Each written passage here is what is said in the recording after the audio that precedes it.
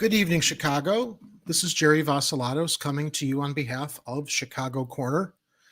Welcome to the Friday night live stream broadcast where you get to participate in the live chat as we talk about this week's goings on in Chicago, stories, politics, and other things. I'm joined, of course, as usual, by my very curious cat, Oreo, who just jumped up here. Do you want to say hello before you start stepping on my keyboard? I guess not. That tail is something else. So I hope you all had a wonderful Thanksgiving. I know I did. I had a wonderful time with my family. Got a chance to see my nephews, my niece, and a nephew who's also in from out of town from college. That was really, really special. I want to say hello to all of them. I want to say hello to Luke, James, Matina, Alec, Christian, Nico, and Alexander. That's the whole bunch to keep track of. It's always good to spend the holidays with the family. I got to see my parents, my siblings, all around good time. And I hope that the rest of you had a good time with your families or whoever you were spending the holiday with yourselves. So welcome to the Friday night show. I am going to get us started with some news updates. Let me get the screen shared first, though. Oreo, do you have something to say? Oh, before I get started, I also want to remind everybody I posted a segment from our Tuesday night show last night on Thanksgiving, encouraging all of you, if you can, to donate to our holiday fundraiser for the night ministry. There's a link right down there in the banner. You can click on that link. It's also identified in our show description notes. And donate money, get a free movie that you can enjoy with your family. Went into a lot of details on Tuesday's show, and there's also a segment posted specifically regarding that at our Chicago Corner channel. So if you want more information on that, please check it out. You don't just need to donate to our fundraiser. We also have links where you can donate directly to the night ministry, as well as the food depositories all across the city, Toys for Tots, and also find aid for yourself or those that might need aid for the holidays. Please check out those descriptions down or the links down in the description below. And if you can afford to, please give this holiday season, because there are a lot of other people out there much less fortunate than we are. And it was my goal to try to do something this holiday season so that I could bring my viewers and audience together to give if they can. So let's go to the first story. Let me bring this my screen up big. There you go. We reported on this, I believe it was Tuesday. These two, they've been found. No other information from the police after we spent the past 3 days worried about them. I guess they ran away together, scared the shit out of their families, people who were doing everything they could to locate them. I'm glad they're home safe, but okay, they've been found. Enough of that. Just a show update. I'm just like, why would you run off and leave your parents' notes like you're in some kind of a movie and scare the whole city? Anyway, let's go to our first story. Let's go to our first story that's actually very, very concerning. Okay. This was reported from the Chicago Tribune the other day. Actually, this broke yesterday morning. No, Wednesday night, right before Thanksgiving. A SWAT situation, a fire, no water and heat, and then a building is condemned. And residents are forced from their home days before Thanksgiving. This came to us from Stephanie Casanova at the Chicago Tribune, and those are some of the families that were affected by this story. Margaret Jackson sat on the couch in her Avalon Park apartment Tuesday afternoon, uncertain of where she would go if City of Chicago inspectors told her she couldn't stay in her home. Jackson and some of her neighbors had gone 4 days without water and had not had heat in the building since temperatures started to drop this fall. A week-long saga that also included a fire. And to add to it, everybody, how about this? Let's throw a hostage situation into the mix. In early October, forced all the residents from their home Tuesday evening after an inspector condemned the building in the 1400th block of East 79th Street. An old electric heater next to her with bright orange wires warmed up the living room earlier Tuesday. In her narrow kitchen, the oven was on and propped open to also help heat the apartment. For 4 days, Jackson, 62, and her fiancé, Timothy Williams, 70, had been without water at the apartment, using gallons and bottles of water to flush the toilet, cook, and wash dishes. This is why those links below in the description are so important. So if you can help people like this through the holiday and beyond. A week earlier, on November 17th, Jackson's landlord left a notice on their door saying the water would be shut off Saturday to prevent the pipes from freezing. Packs of bottled water leaned against the kitchen counter. In the bathroom, a red bucket sat on a stool inside the tub where they'd been filling it up and then dumping the water into the toilet bowl, hoping they'd used enough force for it to flush. Jackson is disabled and sometimes relies on a cane and walker to move around. I can relate to this, and it's not easy. She receives home care and physical therapy. I have someone to come in and help me. I had to cancel that, Jackson said, because we don't have no water for somebody to come in here and help me. The landlord and building manager, Craig Lane, said he told every resident on October 2nd that the building was not safe to live in and they should move out. Lane's dad, Vincent Lane, was the Chicago Housing Authority chairman from 1988 to 1995. Their family owns the building with Craig Lane managing it. He didn't provide a written notice, he said. Jackson says Lane didn't tell them they had to move after the fire, and they paid the rent that same day. 4 residents left. The other 4 stayed, saying they didn't have anywhere to go. Craig Lane said, "We told them it wasn't good for them to stay there, and they were saying they didn't have anywhere to go or anything to do," Lane said. So they imposed it on themselves. Everybody, they imposed it on themselves, Lane said. He did not offer the tenants any resources or help them to find a new place to stay at the time. A building inspector and deputy commissioner with the city's building department walked through and around the building on Tuesday.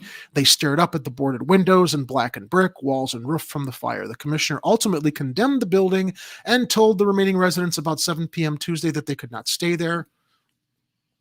About 3:30 a.m. on October 1st, a 38-year-old man set fire to an apartment on the top floor after a domestic dispute, according to the Chicago Police Department spokesperson. The man stabbed a 53-year-old woman and an 11-year-old girl and then held them against their will, according to an email from the police department. While police were at the scene, the man refused to come out of the apartment. He then set fire to the apartment and jumped out of the window.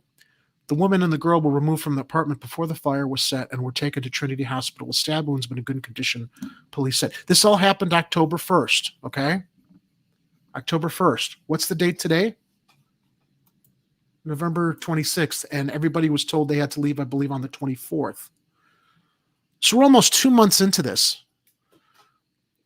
Inspectors coming by and everything happening last minute with these people without any assistance to where they could live right before the holiday. Anytime. It doesn't matter if it's the holiday or not. Anytime, if these people are going to be displaced, they should be getting assistance from some city agency or the inspectors or the landlord that suddenly tells them, hey, 2 days before Thanksgiving, get out. We know you've been living in a toilet, but now you got to leave. And sorry, we don't know where you can go. The man who started that fire October 1st was taken to University of Chicago Medical Center with third-degree burns, police said. Lane said the heating system was damaged in the fire, but Jackson said she's always had to use electric heaters and her oven to warm up the apartment in which she's lived for 7 years. I'm not surprised by that. What? Landlords in decrepit neighborhoods not maintaining the heating so that the residents have to use electric heaters? I would also say, it's entirely possible too with the rates that people's gas charges people. Maybe Jackson couldn't afford keeping the gas on. I'm sure all of us deal with the insane people's gas bills through the cold weather seasons. Wednesday morning, Jackson sat in a motel room on 81st Street and Stony Island Avenue, disputing claims that she'd had guests the night before. Lane, who was paying for the room, told her they couldn't stay at the same motel another night. She and Williams headed back to the condemned building Wednesday about noon to get more of her things and cook sausage and eggs, while Lane found a new place for her to stay for the night. By Wednesday night, Jackson and Williams were in a new hotel, hoping Lane would be back before noon on Thanksgiving morning to pay for another night at the hotel while they figure out where their new home will be. Do you guys think this situation is unique to these people? There are probably dozens, if not hundreds, of other stories like this across the city with people having to leave now that the eviction moratorium is up. But without the proper support and aid, it just makes the circumstances more unbearable. Block Club Chicago also reported on it. Let me see if there are any other details in their article from Max Evans. They allege their landlord is trying to kick them out without proper notice. So, everything is about the law, right? At least that's what the cops tell us. Which means that the other side has to also play by the rules also. They didn't get proper notice after the building's owner shut off the water and ordered them to leave for major repairs.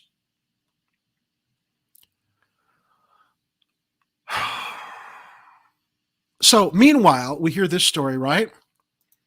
We hear this story. Residents are being thrown out of their South Side apartment. No relief anywhere. I just found this next story an interesting counterpoint to people who can't get aid in our southern south residential neighborhoods. But you know who can get aid? Taking over public parkland property to erect a monument to himself. How about this? Jeff Bezos donates to the Obama Foundation in honor of John Lewis. Now, keep in mind, there are a lot of other people on the South Side who are going to be displaced by Obama's LieBarry, as I'm starting to call it, because it's not a national archives. It's going to be a private institution with scumbags like Jeff Bezos donating to essentially help control the message and legacy of our former President Obama, who, yeah, I admit I voted for him the first time. Second time, when I saw he wasn't really a progressive and he didn't get out those comfortable walking shoes to march with teachers, I think it was in Wisconsin, who were striking for better work conditions and wage conditions, couldn't find his comfortable walking shoes. That's when I saw Obama was a fraud. And he's continued to prove he's been a fraud since his second term forward, and into this situation where he decided it wasn't enough to, it wasn't good enough to find private land to purchase on the South Side for his library that is not being funded by the government. It's privately funded, right? While occupying public parkland instead of purchase. I see this story. Bezos donates $100 million. And Obama can't afford to buy private land. They've got to use the public parkland while displacing other residents on the South Side. And we reported on that a week ago. Much like these people were displaced. I just found, look, the stories are not completely related, but there is an irony here to the priorities with displacing people. They get no aid, but former presidents who are retired deciding to build monuments to themselves on public land that they could afford to purchase private land for pretty much shows, I think, the state of affairs in our country right now. So let me read from this story. Actually, I'm not going to read from the story because I discovered this story through two journalists that I have a lot of respect for, Crystal Ball and Sagar and Jede over at Breaking Points. I'm going to play the first 5 or 6 minutes of their reporting on this story to bring everybody up to speed, and then we'll go into the article on and it is a Chicago story, clearly, since the Obama Library is being built here on the South Side. Let me start the YouTube video. Speaking of the fantastically wealthy, the unfair, and so much, a great scoop for. Sorry, guys, we're having a few. And I want to make sure I say his name correctly. From Ted. Uh-oh. Let me reload this page. Sorry, guys. Might have a buffering issue with too many things open. Let me close a few other things here on my desktop. Oh, come on. This is a great report if I could get it running. All right, stand by, everybody. Let me bring up one of the wonderful backgrounds that...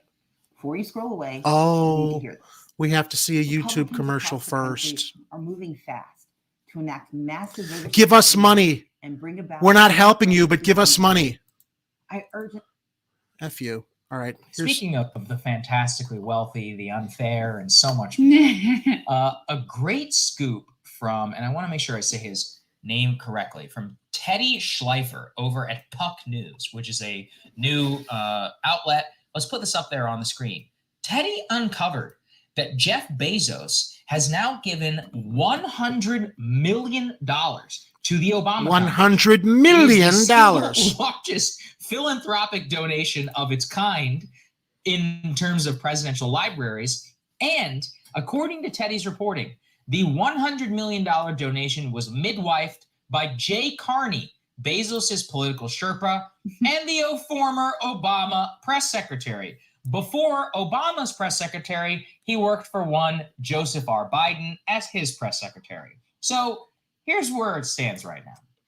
Jeff Bezos, the richest man in America, well, second richest, I guess, if you count Elon Musk's stock. So let's say Jeff Bezos, the second richest man in the world, worth over $100-something billion, just gave $100 million to the former president of the United States, his presidential library. He was like, I want it to be named after John Lewis, out of the kindness of his heart, of course, because that's Let's not forget all the residents on the side out here being displaced by this library that Bezos just donated $100 million to. why all people give people significant amounts of money. The single largest donation to the entire Obama Foundation and to the Obama Library.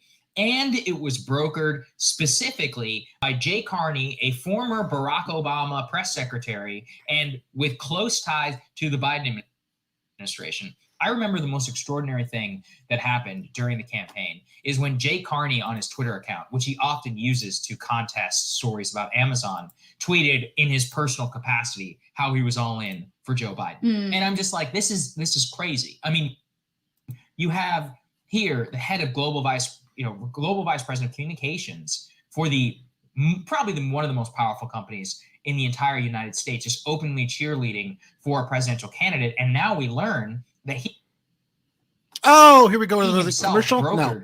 This $100 million deal between the two of them.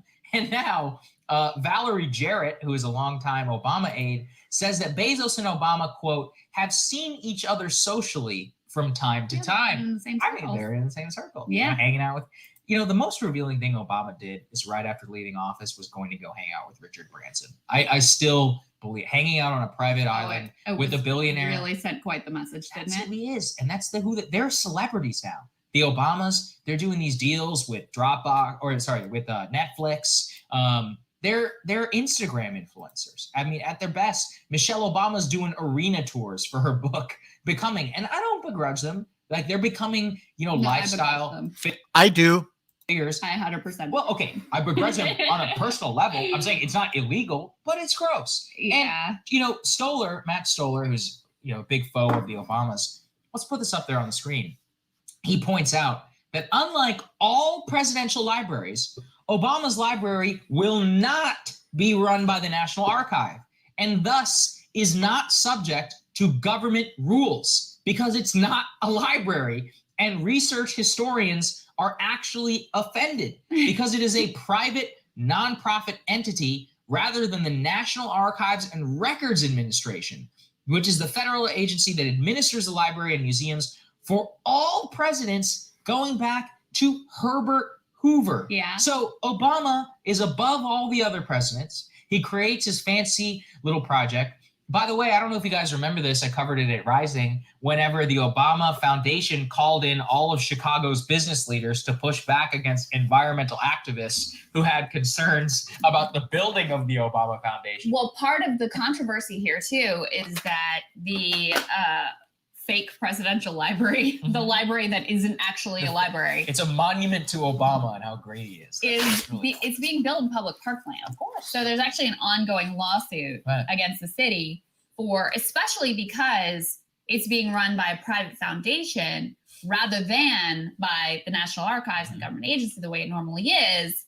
They're arguing it's inappropriate for the city to give public parkland to a private foundation. Yeah, and it is. Look, I actually grew up in a town with presidential library, probably unlike most people. They're awesome. In George H.W. Bush's library, it's cool because they have stuff, the pieces of the Berlin Wall or whatever. I went there when I was like a little kid. Yeah. And you go, I've been to the LBJ one. Right. You get to see, the Air Force One mock-up. The LBJ one is a good library. I've also been to the Bill Clinton one. Yeah, me too. Hope, Arkansas. The Reagan Library is actually very nice. I'm trying to think if I've been doing the others. Anyway, these libraries are useful places for children. They have conference rooms, you know, it was even part of the community. You could like rent it out or whatever. And, you know, the Bushes, Barbara Bush and President Bush. 155 over 88. Should I finish? Should I finish the video? Anyway, I think you all get the point. You all get the point I'm trying to make here, I hope, with our fucked up priorities in this city, well, country, really. When we go from a story like this, not these two, not the runaways, this, people thrown out with no help, to multimillionaires getting another $100 million for the monuments to themselves.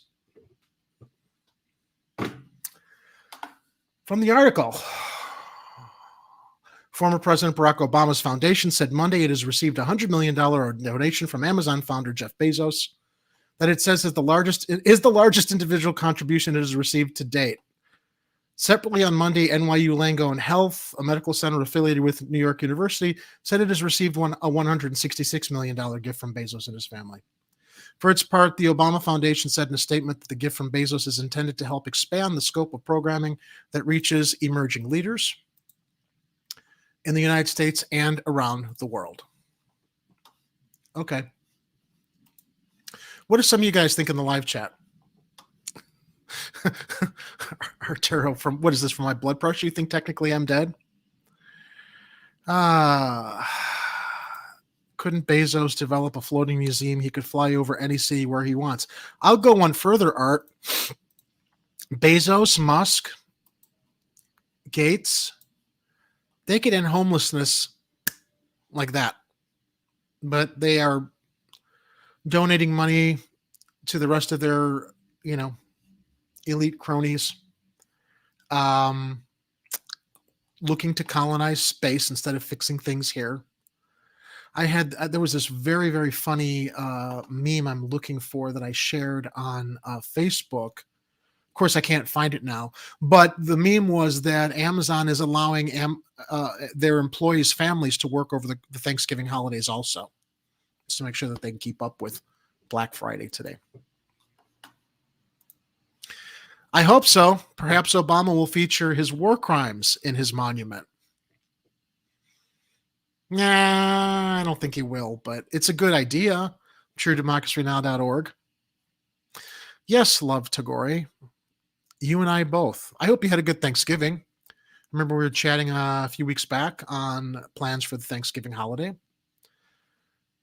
Chicago needs a 900-foot statue of Obama. Yeah, that's what we're getting.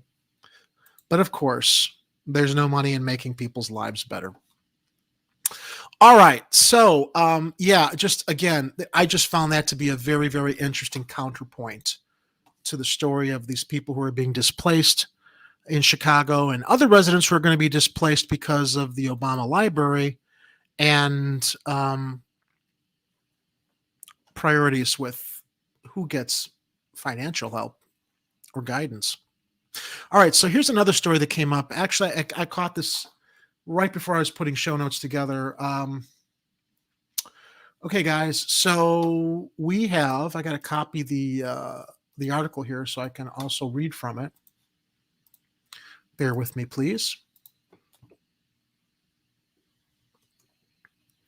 Sadly, we don't have a Batman in Chicago to help us. We have Machete Man.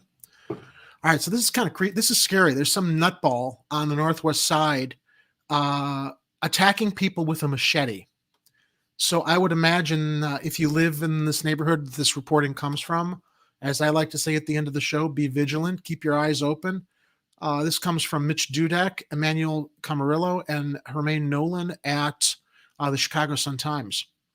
Machete attacks on Northwest Side trigger police warning. In 2 of 3 attacks, the assailant fled in an older model, light-colored Toyota Camry. The attack came out of nowhere. A man was out for a walk with his dog one moment, then facing the blade of a machete the next. The man in his 30s is one of 3 people police say have been targeted in similar attacks recently in Logan Square and Belmont-Cragen. It was shortly before 3 a.m. Wednesday on the 5800th block of West Altgeld Street. In an interview Thursday, his wife said he heard only a car door close before the assault, prompting him to turn around. The attacker knocked him to the ground and took a swing, slicing open the man's neck, said his wife, who asked not to be named. But her husband was able to get away, stumbled back to his nearby home, and tap on a window until she came to his aid. She said she opened the door and saw her husband drenched in blood from his wound.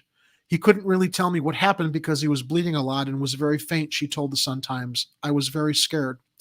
The pair rushed to a hospital where the woman said she got a better look at his wound. I thought the worst because I saw his neck and the cut was very deep, she said. But since then, his condition has improved, and she said her husband is going to be all right and would be released from the hospital soon after receiving several stitches. Thank heavens.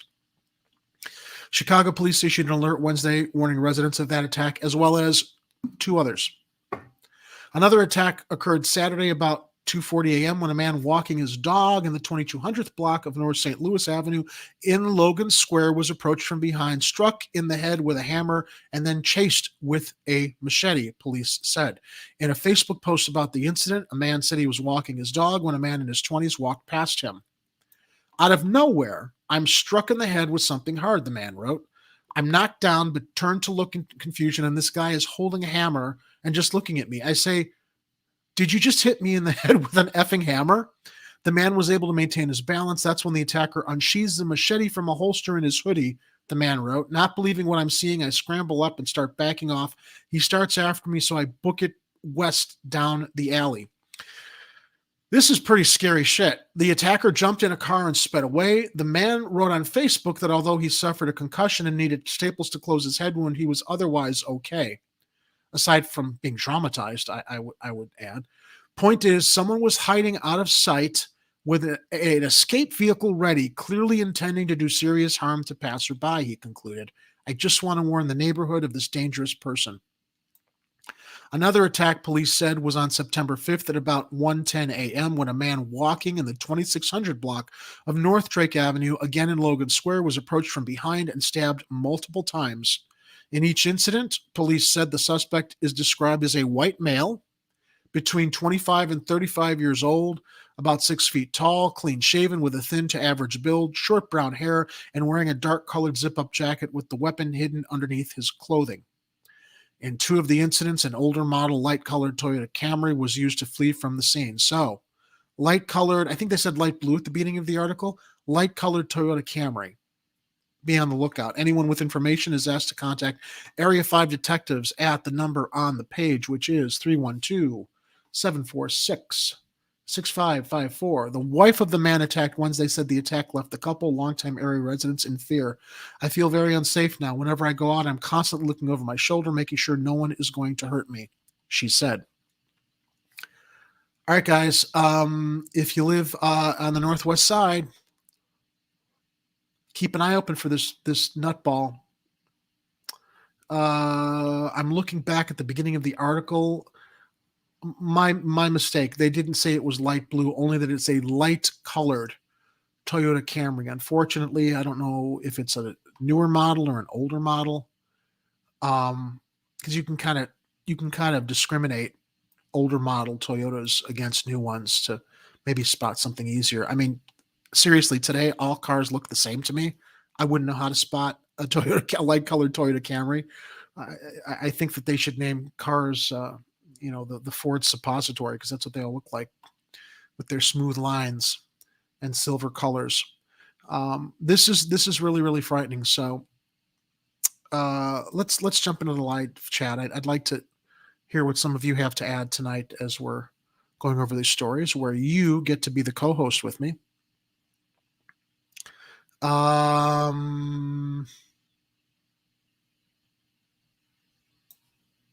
Oh, this is interesting. Growing up, our neighbors and my pop had their machetes. It's a macho weapon in the Hispanic community. Mexican. Well, Art, okay, I get that, but this young white guy running around with one, my first thoughts went to mental health issues. As we know, with all of our mental health clinics closed and unfortunately mentally ill people all over the city. But this doesn't sound like that. This sounds very, very premeditated. This sounds like this guy's got an agenda to go out and hurt people. Because none of these people were mugged. They were just attacked. There's no connection between these people, aside from the fact they're all within I guess a triangulated area of Logan Square and Belmont Cragen. So keep your eyes open, people. Be careful. It's just nuts. Just nuts. Art. This is probably a mental health issue who found or had a machete. I'm guessing this now. I just saw your comment after I made my comment, Art. Yeah, I mean, yeah, maybe. Maybe, or maybe it's just some nut who's deciding he's going to go out and like become some kind of an urban legend. I don't know. Wait, these could be rich fucks getting to do some douchebag tear around my neighborhood. Yeah, psycho. Hey, Kit, welcome to the show. Thank you for joining me in the live chat and helping moderate. I don't know where E. Heller is tonight. I didn't. Well, maybe he's still with his family. But let me go on to our next story. So this is another follow-up to a story that we previously reported on. Let me find it here. Oh, don't tell me I don't have it popped up here. Hang on a second, guys. Let me go to my show notes and pull the link up. Sorry. My apologies. I thought I had the show link or the link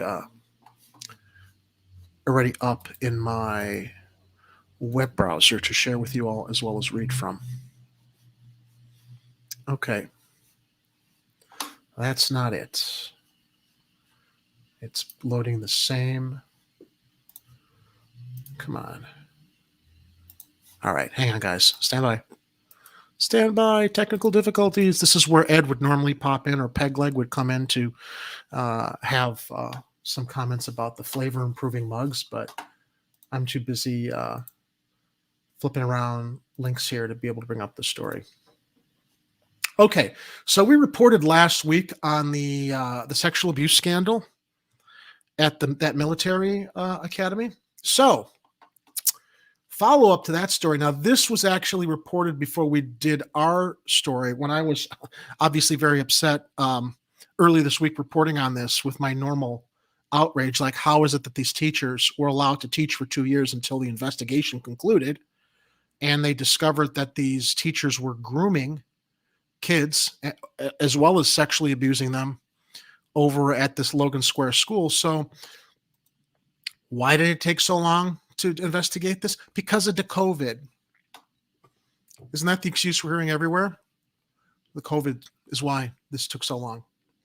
Lightfoot blames pandemic for slow investigation into sex abuse scandal at Logan Square School. Now, even if it's because of the pandemic, don't give me this bullshit. You can't suspend the teachers under investigation for 2 years if everything's really, really slow. Right?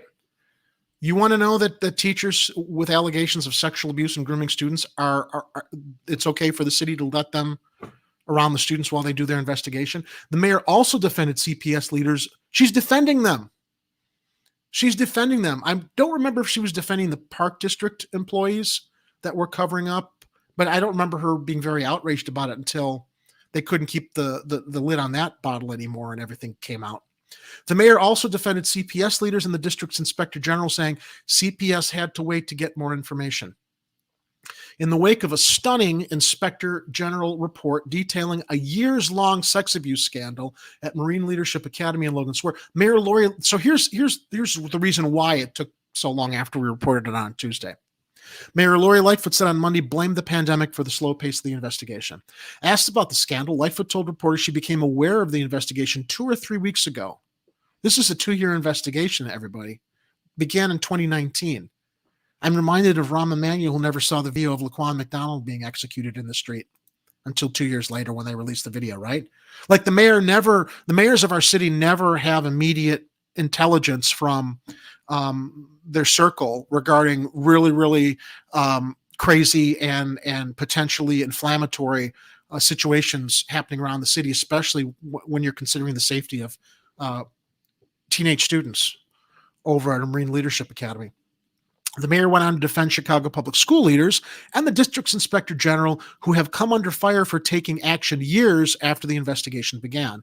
The challenge here is this: as I understand it, the CPS inspector general started investigating it sometime in 2019, and then COVID hit, so that investigation was delayed as a result of that, Lightfoot said. Schools were closed. People were working from home. I don't get the impression that suddenly investigations shut down, especially with, well, I guess, now that I think about it, if the schools were closed, no, those teachers were not around students until they reopened. But still, I would think that there should be some punitive action taken while there are allegations taken against CPS employees like that. I think the balance that has to be struck is if the inspector general flags there's an issue, issues don't mean facts yet. Being prudent, obviously, CPS had to wait to get more information from the inspector general as to whether or not these allegations that were then subsequently investigated bore fruit. Lightfoot's remarks come 3 days after the inspector general announced CPS has fired or is firing at least 10 employees at Marine Leadership Academy for their roles in the years-long sex abuse scandal, some who had inappropriate relationships with students and others who helped cover up that misconduct. So those relationships and misconduct came prior to 2019 when it was discovered, and then it took 2 years for them to get to the facts. During that time, schools were closed because of the pandemic. I still don't understand why the investigation would take 2 years with no action taken against these teachers. Because when schools reopened, I don't get the impression that they were taken off of duty. There's no reporting on that during the investigation. These employees were fired just recently. The inspector general released its report on Friday, which described several sex abuse allegations at Logan Square. So, all right. So again, we talked about all this like on Tuesday. This is another update to that particular story. I'm sorry, everybody. Lightfoot's just out to lunch, out of touch, out to lunch. Oh, by the way, speaking of CPS and Lori Lightfoot, I had occasion to speak over the holidays with someone who works in Chicago City colleges. Constantly barraged with entreaties from the mayor's office. It's not just city colleges, it's everywhere. Now, this is coming from an educator. Anytime educators are reaching out to administrative officials around Lightfoot for things that they need, services for their students, programs that are desperately needed, you want to know what all comes down to? How it makes Lightfoot look. I was told by this City College's employee, all they're worried about is the mayor's image, her thin skin, and how things make her look. And we've seen this. Look at the disconnect here with this story. She didn't know about it. If she didn't know about it, she should have known about it.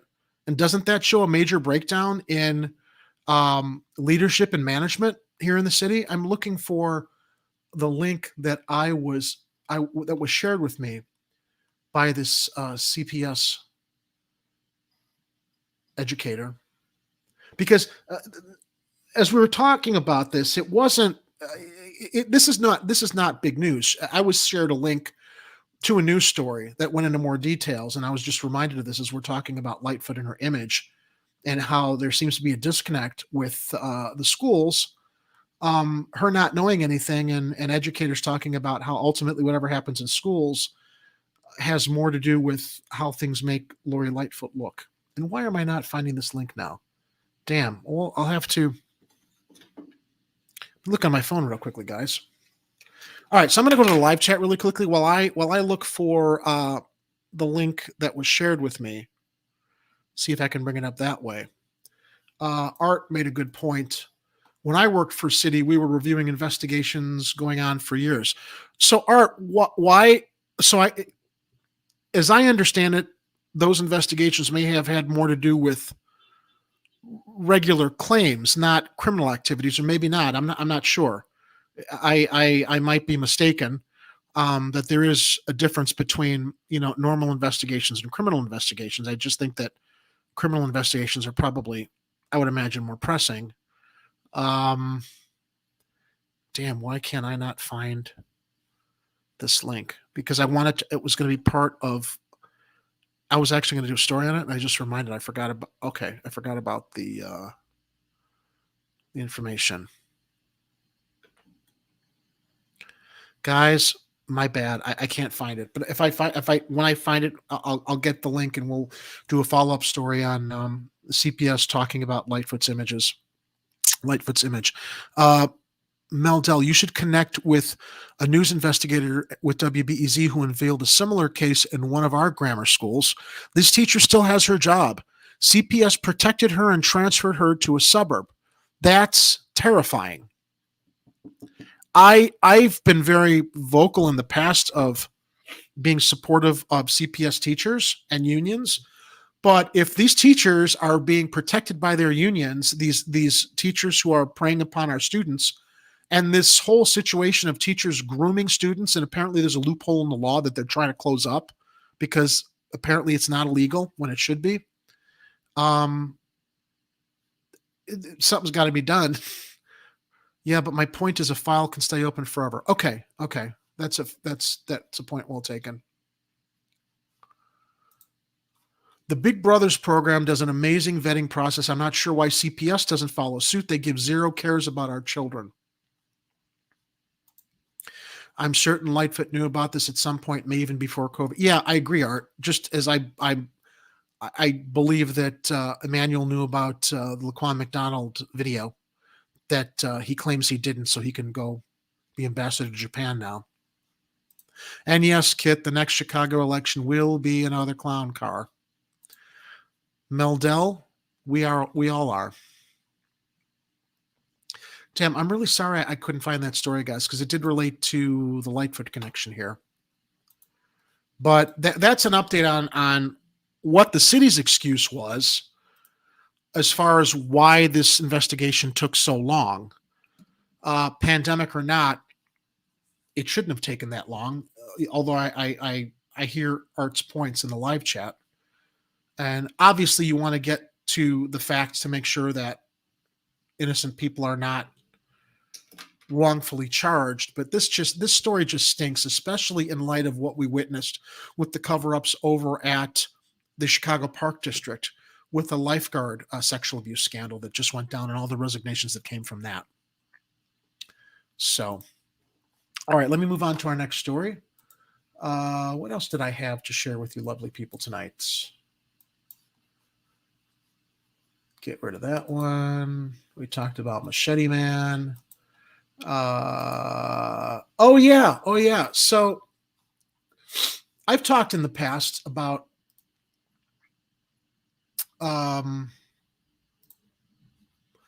our country's financial state when it comes, well, not our country's financial state. I believe I've shared in the past that I'm kind of involved in the whole meme stock frenzy with AMC and GME. And at the center of the meme stock mania, or I should say at the center of the meme stock manipulation, is the Illinois billionaire Ken Griffin. Ken Griffin owns Citadel Securities. I believe that they are the hedge fund that shorted AMC stock the most in the hopes they could bankrupt the company, sell short, walk away with billions of dollars at the expense of the company going under. And retail investors decided, no, that's BS. We're going to buy and hold and buy and hold and buy and hold. And ironically, as investors buy and hold, it doesn't seem to be raising the price of the stock that much, because hedge funds and a lot of our financial markets control the public reporting of the stock by routing retail orders to what they call dark pools. These are off-exchange pools where dark pools were designed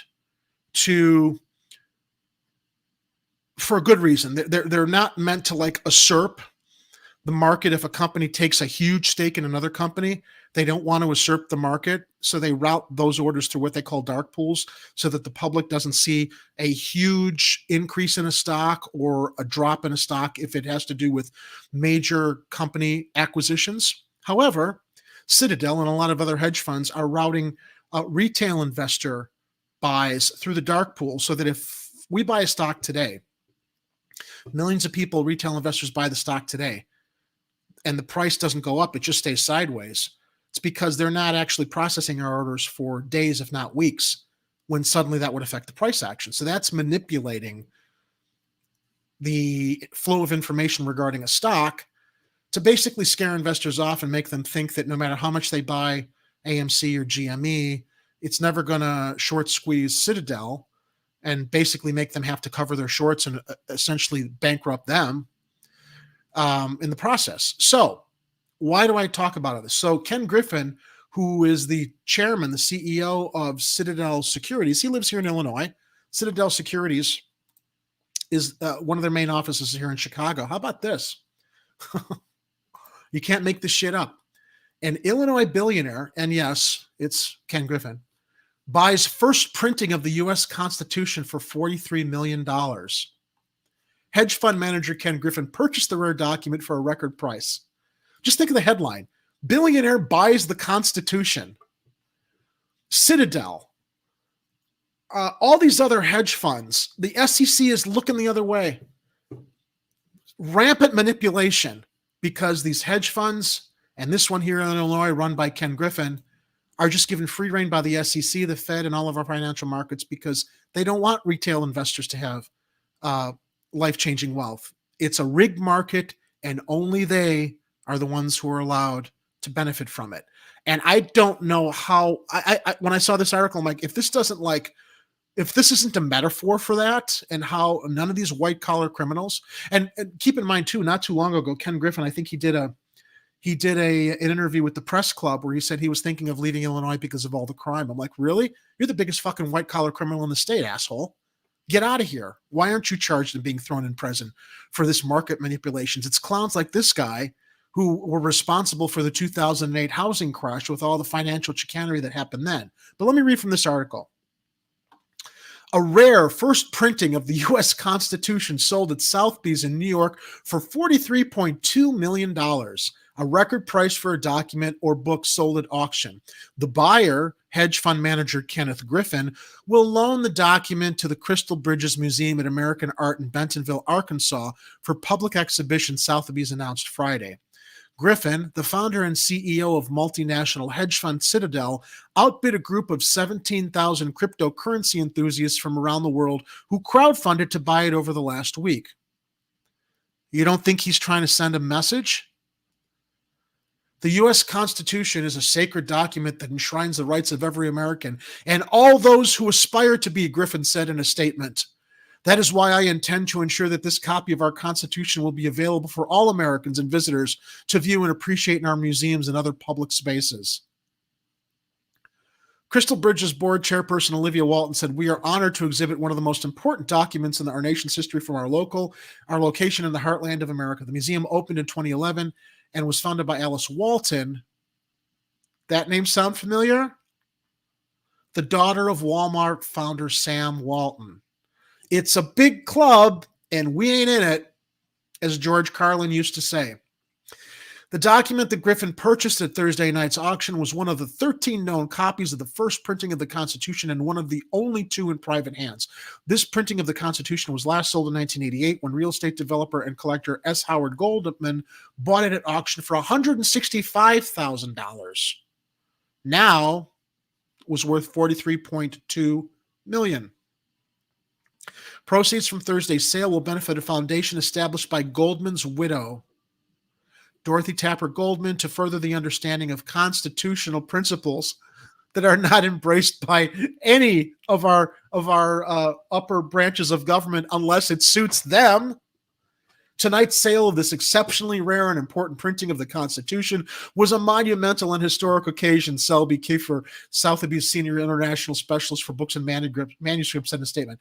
Kiefer said the auction result reflects how relevant the Constitution remains, not only in America, but for global democracy. See, I thought Griffin was going to buy this and just use it as toilet paper, given the fact that I don't see him or his hedge fund or his company, following the laws that protect the rights of every other American, at least in this capitalist marketplace that they all dabble in. The underbidder was Constitution DAO, which announced its plan to raise millions of dollars to buy the Constitution on Twitter on November 12th. DAO stands for Decentralized Autonomous Organization, a type of community-run business that operates on the blockchain. Constitution DAO tweeted Thursday night, "We showed the world what crypto and Web3 onboarding thousands of people in the process, including museum curators and art directors who are now excited to keep learning." The group added, "We were the first DAO Sotheby's has ever worked with, but we're sure we won't be the last one." The previous auction record for a Booker manuscript was set in 1994 when Bill Gates purchased the Codex Leicester by Leonardo da Vinci at Christie's for $30.8 million.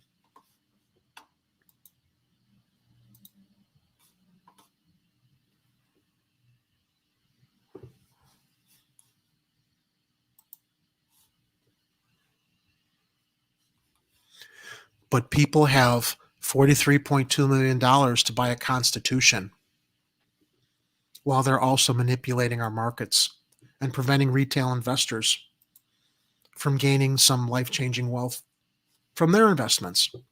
This guy, Griffin, Illinois billionaire, I don't think anything's going to happen to this asshole. I don't think the SEC is going to do anything.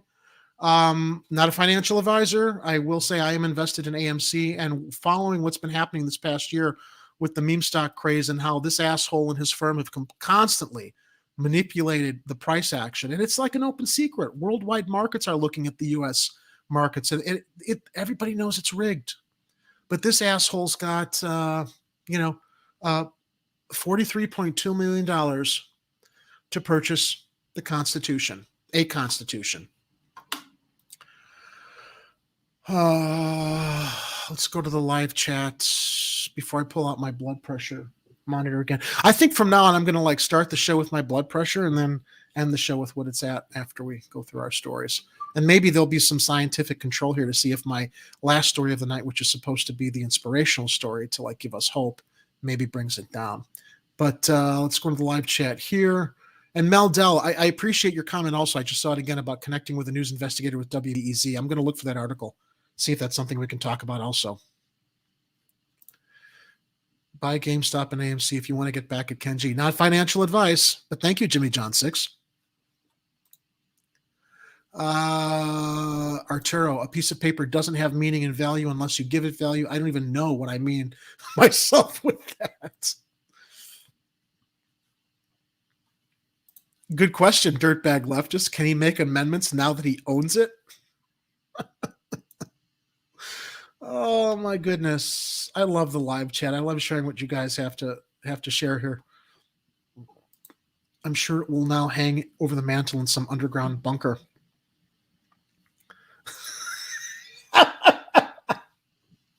I have a rare Jugs magazine with B. Arthur I traded for a ham sandwich and an interesting story. You're making that up. B. Arthur never did anything like that. Come on. Come on, Word Dear. I think you're kidding us. True Democracy Now. The question is, who is selling the document and what's their cut in the transaction? Yeah. Selling American history like that. He is part of the club that are above the law. Let's kiss Jerry's blood pressure. Sundays on NBC. Thank you, Kit. So before I go into my last story, and actually, everybody, I couldn't find an inspirational story this week. I really couldn't.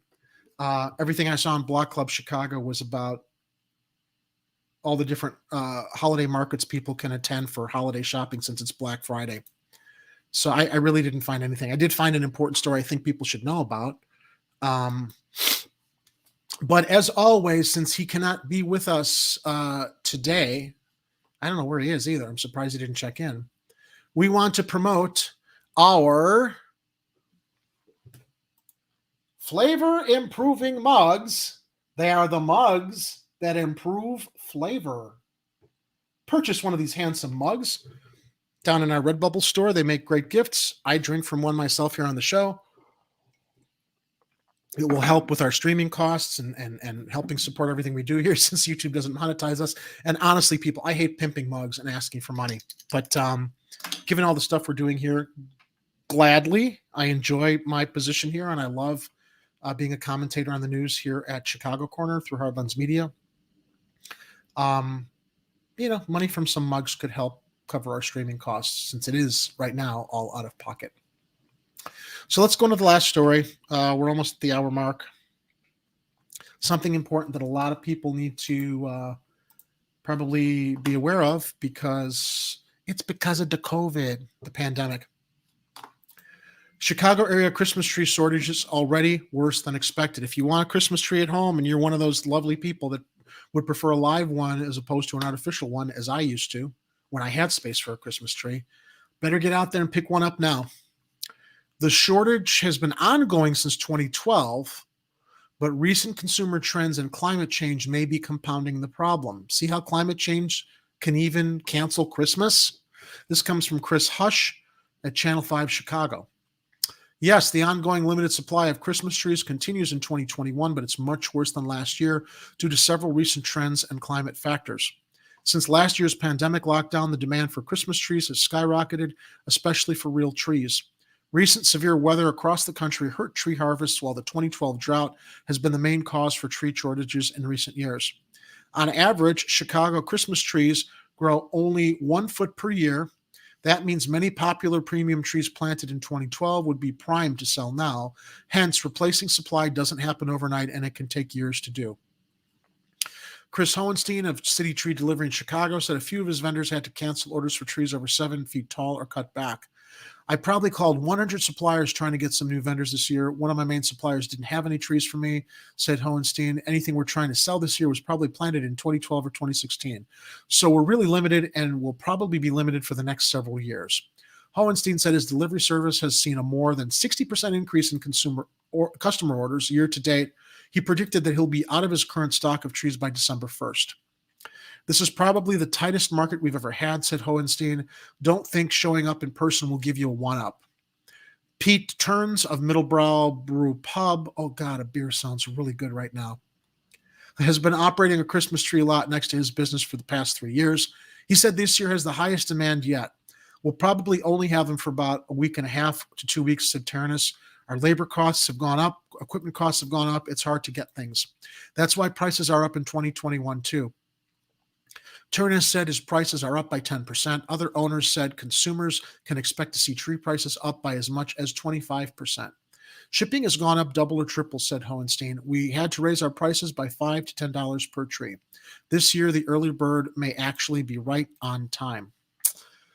So if you've started your decorating early, as most people are jumping to go start their Christmas shopping, go grab your Christmas trees, people, because you don't want to miss out. Let's go back into the live chat. Jerry's blood pressure. That's where we left off. Stop being skeptical. Me skeptical? Skeptical is my middle name, Wardeer.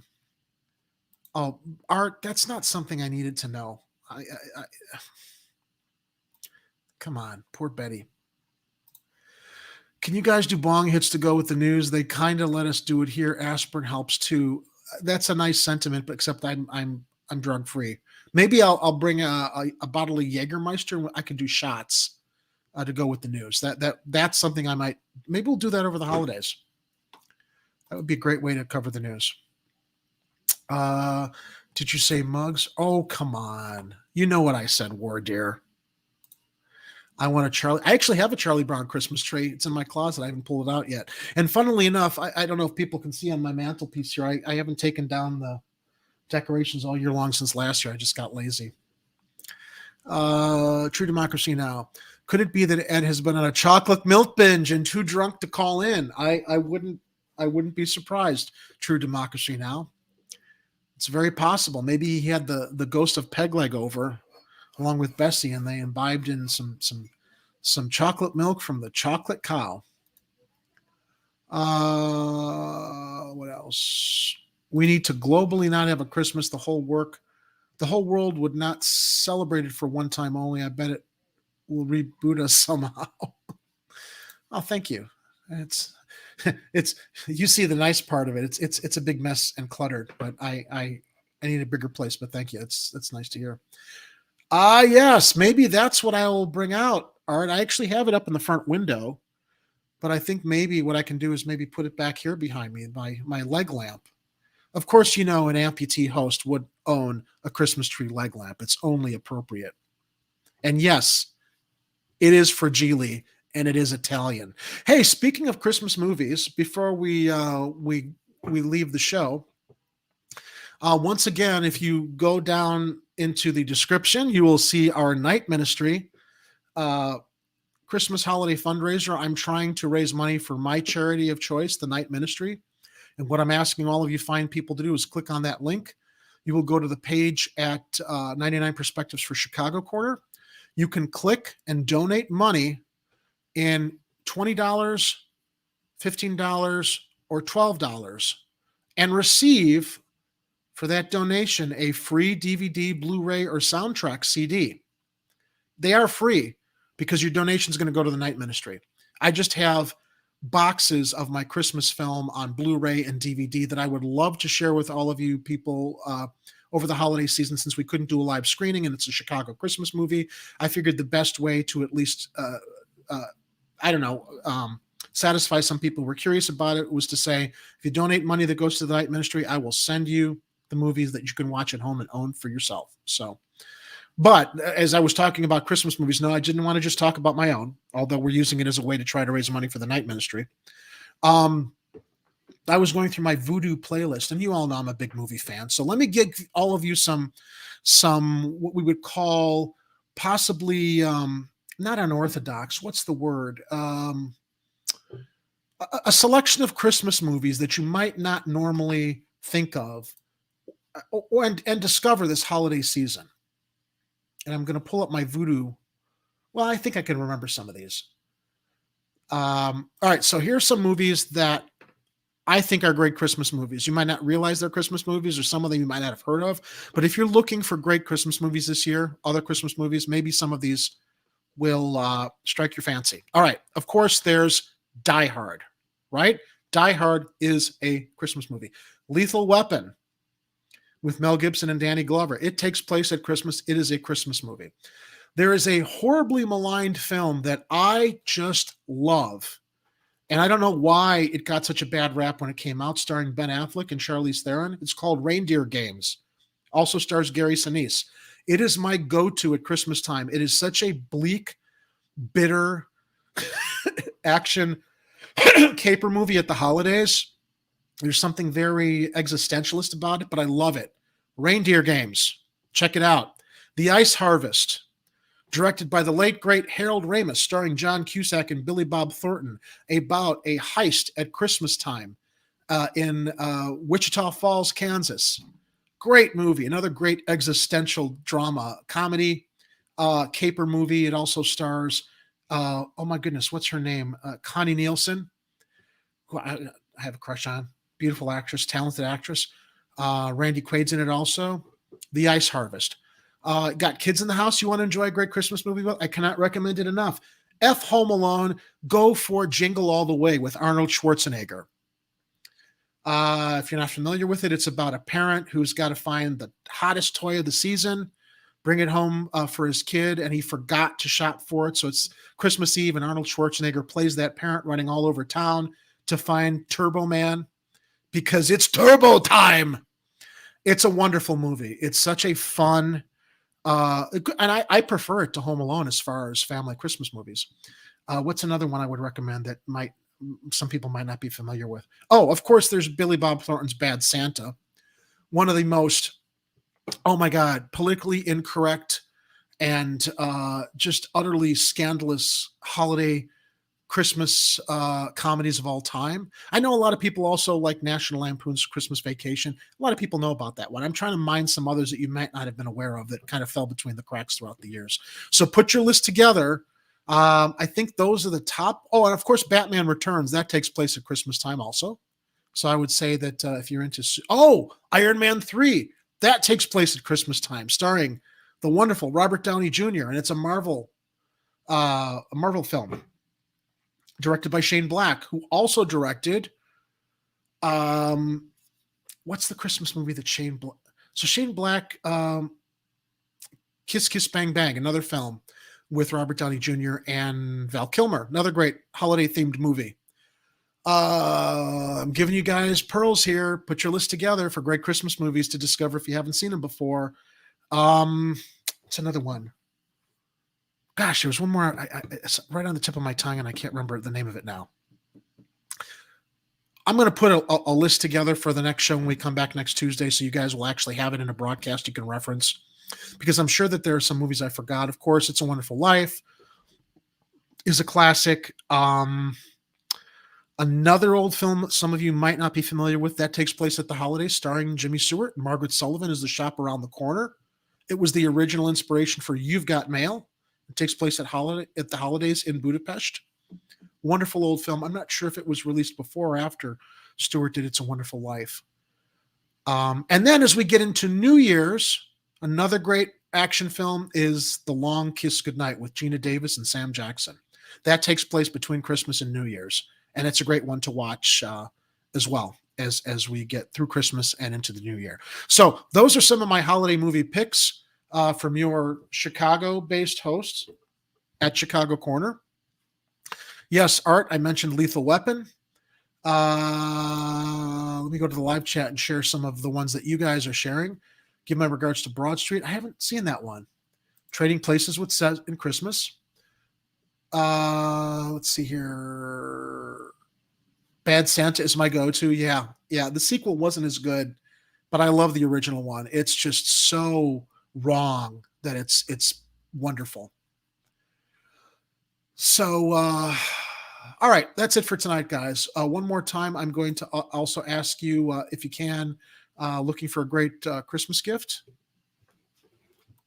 The flavor improving mugs. They are the mugs that improve flavor, available in our Redbubble store down below. And please also check out the links in the description box regarding the Night Ministry and other charities that we hope you'll all be able to help out this Christmas season. So we hopefully will not be seeing more stories like this one. People without resources, nowhere to go. Obviously, we hope that they go to one of these organizations that's there to provide aid, since they weren't getting it from the landlord or the building inspector. But many of the charities we've got linked below, as well as the Night Ministry, which is my charity of choice to want to raise money for it down there. And you can get a free movie too if you decide to donate to my fundraiser for the Night Ministry. So listen, everybody, I hope you go into, oh yes, Die Hard 2 was also a Christmas movie. Not as good as the first, though, but it was adequate. I'm a huge fan of Die Hard 3. It has nothing to do with Christmas, and I think it's my second favorite next to the original. So remember, everybody, as we go into the weekend, please stay safe. If you're living in that neighborhood where Machete Man was reported to be terrorizing people, please be careful. And remember, it was a light-colored Toyota Camry is what they described this asshole running around in. So if you see something, say something. Stay safe, watch over each other, have a wonderful weekend, enjoy the rest of this extended holiday weekend. Be vigilant, take care of each other, and remember, if it's happening on the streets, you'll hear about it on Chicago Corner. Good night, everybody. Stay safe.